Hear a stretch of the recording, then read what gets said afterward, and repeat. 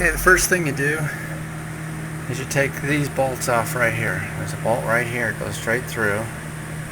Take this off. And then down here, there's another one right here. You loosen this one up and you take this off. Okay, so those are the two bolts to take out. This one and this one. Once you take that off, then this whole brake assembly wiggles and comes right off. And just lay it on the box over here and get it out of the way. That's your brake. This part right here, this is your rotor, and we're going to replace this whole thing. We're going to take this front plate off. You get a screwdriver, you put it in here like this, you bang it around the edges like this, get it to wiggle out, twist it, and eventually this will loosen out like this, and then it comes right off. Just put that down out of the way. There's your bearing, and there's the grease thing with a nut, and then the bearings and stuff, everything that holds it on is right behind there. Alright, this little cotter pin right here was right through this. It's right through here. You straighten it out and you can slide it right back out. It's just a little pin. Once you put that pin on, get that pin off, get a large socket. You can unscrew the nut that's on here. Take this off.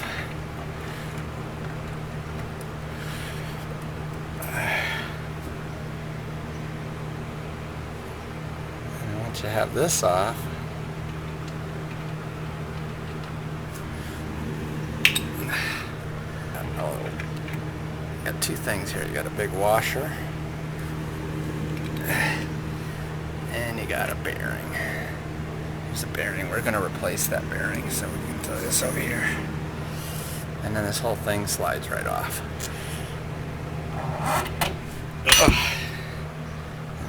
End up with thing that looks like that. The other bearings in the back on that side. This whole thing, we're just gonna lay over there. We don't need it. This right here. Go get the other stuff and put it together. Here's the brand new rotor, still in the bag. Open this up. It's hard to do everything with one hand here. There we go. Brandy dandy. Here's the new bolts. They have the one part of the bearing seat, or whatever they call it, is in there already on both sides. Okay. And so the new bearings, which I got right over here. No, that's the old one. I got the new bearings right over here. They're going to fit right. I already got them greased up and everything, ready to go. See, this one right here is going to fit right inside there. Okay, I just put the seal in. I should have filmed it better, but I'll show you what I did. You put the bearings on the inside, you put the bearing in there, and then just lay the seal evenly right on the top. It's a little ring around the top that seals it in, and then you lay a piece of paper, something like this, over it. Lay a piece of block of wood on top, just like this. Line it up perfect so it's level, so everything's level, and then you give it a good whack right here, and that way puts the pressure on the seal perfectly even all the way around, so press fits it right in, and then that's it. So you got your bearing inside here, and the seal is right along that gold that you see around the edge is the actual seal that gets press fitted right in. So I put a block of wood there, and I put a paper over it. The paper's there to keep any dust and dirt from the block of wood not to get in there. Okay, so at this point, the next step is we just lift this up, slip it right on. Alright, and then you just lift this up and slip it evenly. my shaft. Keep it straight. Okay, I just press it on. So the back bearing's on there, the front bearing's not there yet. Here's the front bearing. Just pick this little bearing up. That's what a bearing looks like, all greased up. You slip this over this. That's the thing that makes the front ride smooth. And once you got that on there, then you can take the washer. There's like a little notch in it. Put that over the bearing like that, and then you put the nut on. Alright, then what you do is you put gobs of grease in there, put the bearing in there, put the big washer over it, screw the nut on so it's not super tight, just tight until it's hand tight. Find the spot where the hole goes through for this cotter pin, and the hole's right there. So you put the nut on right here, so you can see the nut. See how tight it is? I just go like this so it lines up with a hole. If it's snug, this isn't loose, this can turn. Flip that all the way in like that. There, cotter pin's in. And then the other end of the cotter pin, right here, you bend one of them upward, and the front one, bend it upward like that. That way the pin can't come out. It's bent on there, and it's not going anywhere. And then what you do is then take some grease. Make sure there's plenty of grease in here. It's all going to be underneath the cap. So you got your grease and stuff in there like that. And then the last step is you take your little cover thing, line it up best you can. And what I found, 2 sleeves. They sell them to you when you buy the bearing.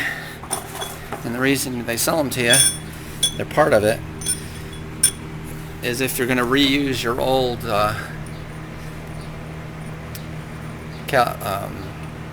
this whole unit, if you're not going to use the old one. Hold on. And what you do is put this like this, put a block of wood over and tap it, and it'll be evenly pushed right on. Okay, went on like a champ. Just tapped it on with that. There. Brand new rotors. They're all on there. You got new shafts, new studs for your tires to screw onto. And there's the old one right here. The old one's on the ground there. And this is the brand new one. So if you ever have one of these studs break off, you just have to change your rotor and you get new ones with it. Alright, so now it's time to change the brakes. Alright, to change the brakes, it's relatively simple. Over here, just remember what order you take them out and what they look like. The smaller one's in the front. You slide it out like that. You see the tag aiming outward. You just lay it down. The bigger one is towards the back. Both of them they're like a U shape aiming upward. Okay, so that one, throw that over here. I'll just lay those off to the side. Okay, this is the cylinder right here that puts pressure on it. So it's like a big hydraulic cylinder. Hydraulics fluid comes in and pushes this plunger. This plunger comes out this way, towards my finger, out this way. What we're going to do is put a block of wood right here, and I'm going to squeeze this and push it back all the way in, because it has to be all the way in so I can put the new brakes on. And new brakes are really thick, so they're really fat. So in order to fit it over fit it on there, I got to have all this all the way in, because there's no room to spare with the new ones. Alright. So what I do is I put this on here like this. You can see it, and then I tighten this up and I crank it down until it crunches it. It's all the way in now. It's pushed flat again. Push that plunger all the way in now. And then your brake fluid, you take the cap off, the fluid's going to rise up because you're pushing the fluid back up. I put a paper towel there, sucked up most of it. So now that's good. It's not leaking going all over the place. Now you can undo this, turn this back. Okay, so take this and move the block of wood, and you can see the plunger that was sticking out before is almost flush now with the thing. Now when you put the brake in there, you'll have lots of room in here to slip it over this new big fat rotor that's there. And plus the brakes are really thick. See, look at the brake right here. Here's a brake and it's worn down. Here's the new one. There's the old one. So you can see how much it's worn. So if you got the thickness of that, plus the thickness on the, see the old two, both old ones are gone, plus the thickness of this other one, these two are going to go together.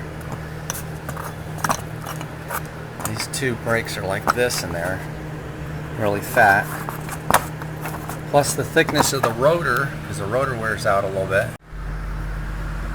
With all thickness of all those being there, that cylinder has to be all the way in to be able to slip it over it. Okay, we'll do that next. Alright, I picked it up, slipped it over. You can see these bolts, tighten these up, line up the bolt, goes right through right here. You can see it turning right there. So line it up, slip the bolts through. You can see the two pads inside there. There's one pad right there, and then the other pad is on the other side.